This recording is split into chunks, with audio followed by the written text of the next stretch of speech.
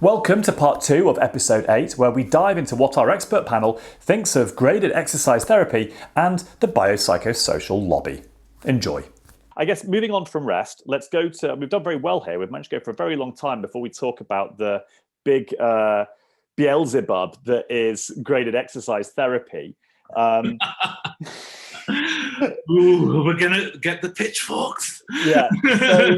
So I guess we do have to talk about it. And my sense, let me just throw a theory out there, which is that my understanding of it is that for the bulk of most people's ME, CFS, long COVID experience, graded exercise therapy is not going to be helpful. It's simply going to grade you up into a place of post-exertional malaise and you'll crash. However, there will, if people are recovering, come a point at which they turn a corner and they can start to slowly increase their activity. And I guess, Darren, you're a good example of this because you are now back at work. So there was a point at which you turned a corner, and from that point, you could start to increase your activity levels. Now, it's not exactly the same as graded exercise therapy, but I guess there's two parts to this question. Am I sort of vaguely barking up the right tree here? And how do you judge where that corner is and where you can start to increase your activity levels safely? So I think we need to start with some definitions. So graded exercise therapy has been defined as an incremental increase in activities or physical activities. Now, physical activities can include exercise and sports. So it's an incremental increase in physical activities that's not directed by your symptoms. It's just a gradual increase that keeps going. And that's the plan. The reason that doesn't work when you have post-exertional symptom exacerbation is because it takes you, as you said, Gez, into that point, but then it encourages you to keep going. So therefore, graded exercise therapy is not the same as pacing. And I'm going to stop there and let others join in. I was going to jump in and say, yes, exercise and activity, two very different things.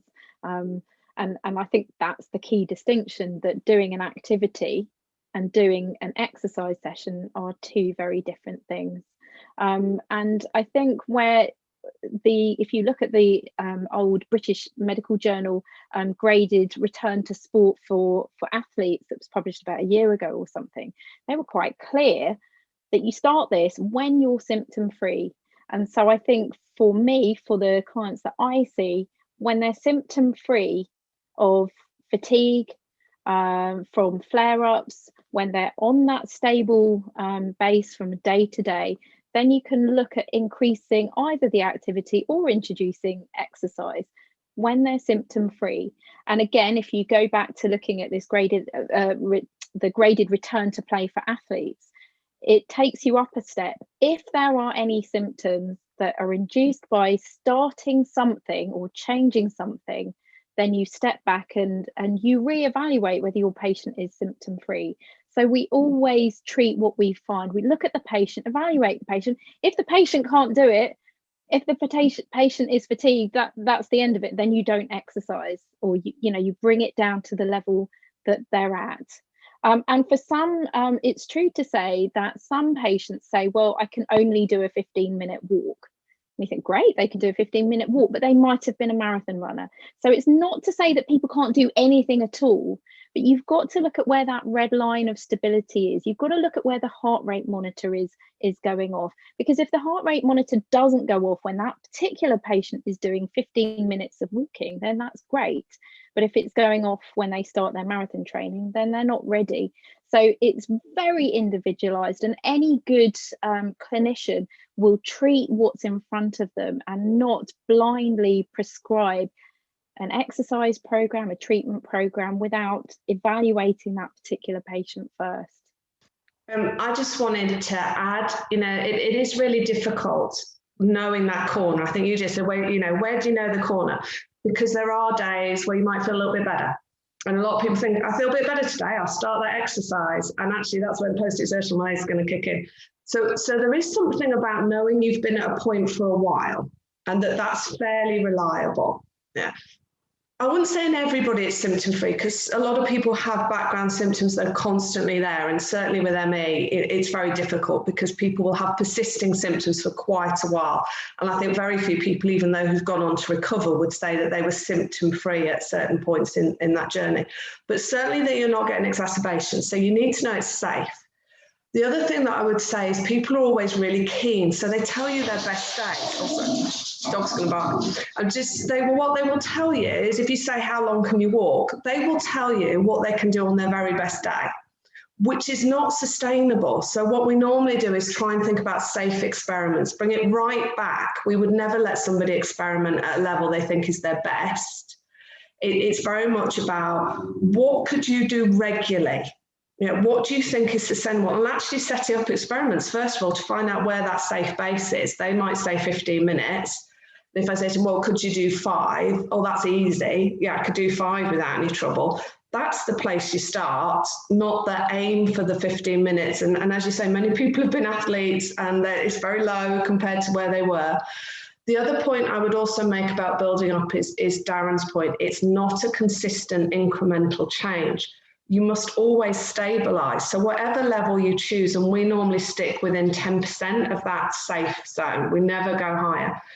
It's a very small change. So if you can do a 5-minute walk, it's 6 minutes, not a 10-minute walk. And you test that for safety, and you do that repeatedly. You know, again, it might have been a good day. So it's always, I always see it as stairs rather than a slope. You don't just keep increasing, you check that step is solid and secure before you then make that next step forward, would be my advice. Thanks. Yeah, and just building on what we've heard so far, I guess I've never thought about prescribing exercise for someone with long COVID. Instead, I'm reevaluating their pacing program. I'm reevaluating the parameters of their energy management plan, that some folks can do more, and that's great. And as Ruth and Sue and Darren have indicated, some very, very useful tips in order to do that without going to this quota-based, thou shalt walk for this amount of time today and this amount of time tomorrow and this amount of time, etc. I think about it more in terms of we're still using the tools that we've developed to stabilize. We're still building from that base of that consistent fund of energy that we've developed, but that we're, again, as Sue has pointed out, and I think it's great, we're experimenting. Or for people who are more artistically inclined, we're being creative with our plan. And so I think there's some really good key points there. I'm going to be very open and controversial now. Okay, we have had this group of clinicians in the UK known as the biopsycho-social school, who have promoted these ideas of weight exercise therapy and cognitive behavioral therapy as treatments for energy limiting conditions such as ME/CFS. Whereas the patient experience of those has been very, very negative, which has resulted in those recommendations being removed from the draft NICE guidance, although when it does come out in August, it'll be interesting to see what's actually in there. What's been very positive, however, in the context of long COVID, is seeing the emergence of the CDC guidance on managing long COVID, and also seeing various papers which have demonstrated a very high prevalence of post-exertional malaise in long COVID. So this is really happening. Long COVID is not either a hospitalized sick patient or somebody with target organ damage. There is this very, very large group within it with post-viral fatigue, which has to be managed, I would argue, in a very similar way to the ME/CFS population. And then Darren's briefing paper, or the Darren-led briefing paper, which some of us have contributed to, I think has been, a really useful tool. Despite that, we have programs in the UK, such as Your COVID Recovery, which are based on this principle of incremental load. And one of the arguments that has been used is that there was a study of some long COVID patients who were discharged from hospital who did well with incremental loading, when actually when you look at those patients, they were deconditioned. They were hospital discharges who were deconditioned, and clearly traditional rehab is appropriate for those people. How do we go about addressing this problem? Because I have been in rehab programs myself, where the first thing they ask you to do is a sit-to-stand test. Now, if I do a sit-to-stand test, I am in bed for 2 days. But this is actually what is happening to people. This is what is the entry criterion for your COVID recovery too. You don't get into it unless you can do a sit-to-stand. How can we educate clinicians, and how can patients advocate for themselves when they are being exposed to these harmful practices? Right, I've put the red rag out and I'm going to invite contributions. I can see Darren's hand up there. Yeah, that was a legacy hand, but I'll take it. Yeah, this is the toxic argument, isn't it? And let's just call it as it is. And I think we need to try and detoxify the discussion and the argument, actually. And I think part of that is about what's already been said. So particularly by Sue in terms of symptom stabilization, and then also by Todd in terms of managing our activities, in terms of the balance between rest and activities. You know, Gez mentioned earlier that I've turned a corner. How do I know when I'm going to be able to get there? The only reason that I've turned a corner is through activity management and pacing, and gradually finding stability. I'm actually having this conversation with myself and others about, I've just worked full time for a month and I've had no repercussions. I'm obviously at a stable point. What's my next step? My next step isn't, let's go do loads of exercise. My next step is an activity management program. And I think that in the context of rehabilitation, we know that physical activities and exercises works for many, many different things. But we need to be much more nuanced in our conversations, our language, and our skills when we're dealing with energy limiting health conditions, such as ME and long COVID. So it's not saying that people are right or wrong. I think we need to find the middle ground in the conversation, that we're looking at stability, we're looking at balancing rest and activities, and we're looking at trying to improve the quality of life and functioning of people ultimately. But yeah, Ruth. Yeah, it's difficult, isn't it, to try and get over this message that exercise is not really indicated. And it's a little difficult, isn't it? Because if somebody comes and does a 6-minute walk test or does a 1-minute sit to stand and says to you the next time they come back, I was exhausted and I was in bed for 2 days, I'd like to think as a clinician, I would say, oh, that's not what I was expecting. Why don't I look into this? Okay, well, I'll try it with the next person. Same thing happens. At that point, I'd say, exercise is not working, doing sit to stand is not working. I like to think reflective practice would lead people to see that it's not working. And I don't do sit to stands, I don't do 6-minute walk tests. I usually ask people, and I think there's 100% of them have a degree of post-exertional malaise, and I don't see the merit of testing them for 1 minute. And I would like to think that where it's indicated for patients who've been in hospital, that's great. They need help to build up after a prolonged illness.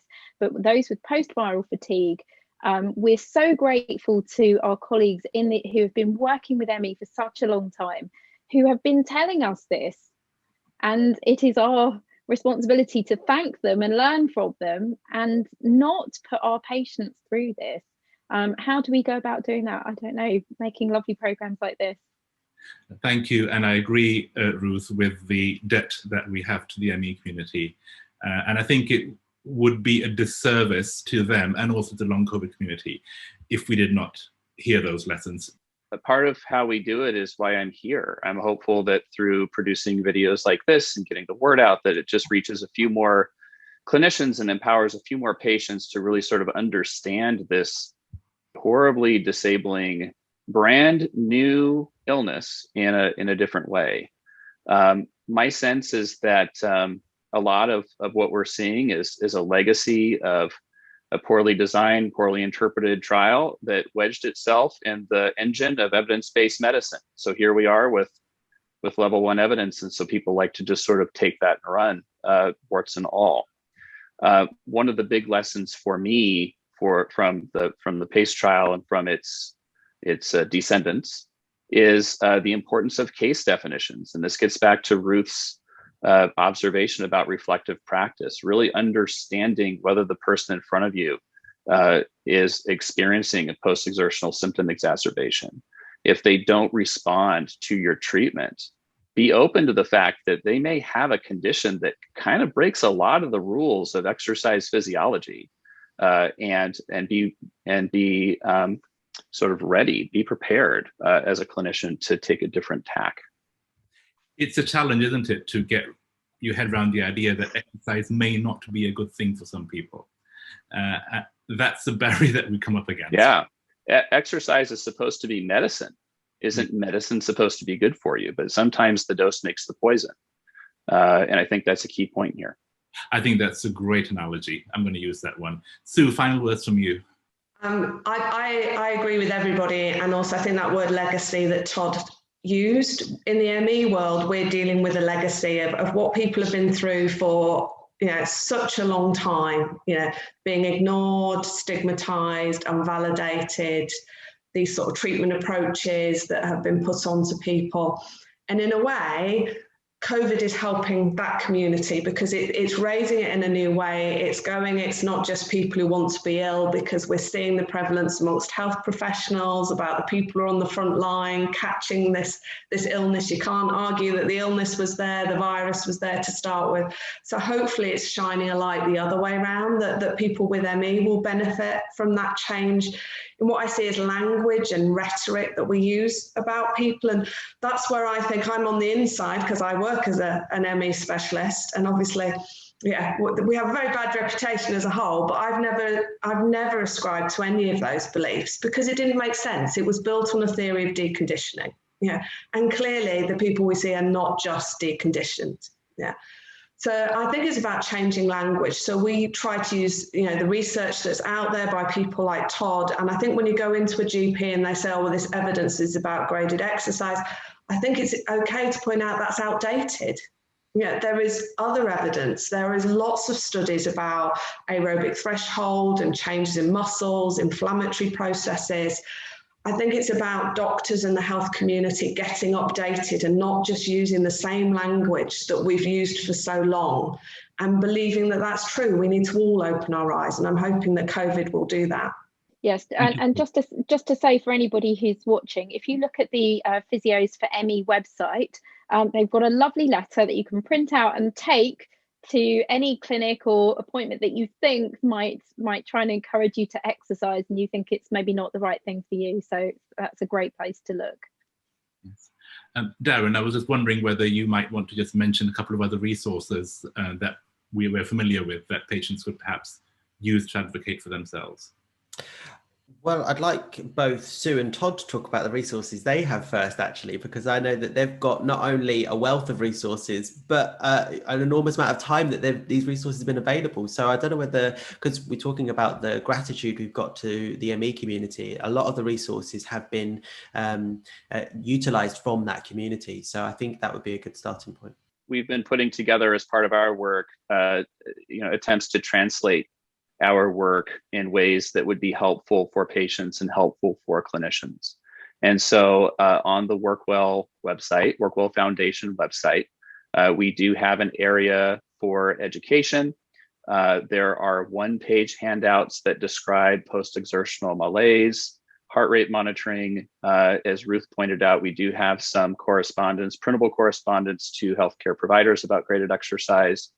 We also have all of the recordings that we've done. We've linked to the recordings of presentations that we've done for professional and patient groups. And so depending on how you like to receive your information, you could watch it, you could read it, you could print it, take it to a healthcare practitioner, show it to your family, show it to people who you're around, work supervisors and so forth. And we also have an educational module that we recorded for MedBridge education that basically describes much of our work and kind of around the physiology of ME and how it can be used to develop again, energy management, pacing types of programs. Just to add to that, we've done some advice sheets that are published by the Royal College of OT on post-COVID and managing fatigue and energy and activity post-COVID, some specifically for people who've been in hospital and some for people who've had mild illness initially in the community. There's obviously the Fighting Fatigue book that we did years ago, but it's got some practical tips in there. It's written in little chapters. It was actually written with patients, so that was what was most important to me. They actually put their own stories into the book. They're at the end of every chapter, and there's little stars to help people do one concept at a time, because I think you raised a set about the cognitive demands of reading, so you can do it in little sections. Really helpful. And then the other thing that we have is to try and explain to health professionals and patients a bit more about dysregulation as a theory rather than deconditioning. We've tried to pull together bits of research and kind of put a model together, and that's also on our website. Thank you. Thank you very much. Darren. Yeah, so I'd just like to mention 3 things. So the first is a bit of a shameless plug. So there's the Long COVID Physio website, which is longcovid.physio. On there's a whole range of resources. There's the work that we've been doing. There's podcasts and there's blogs.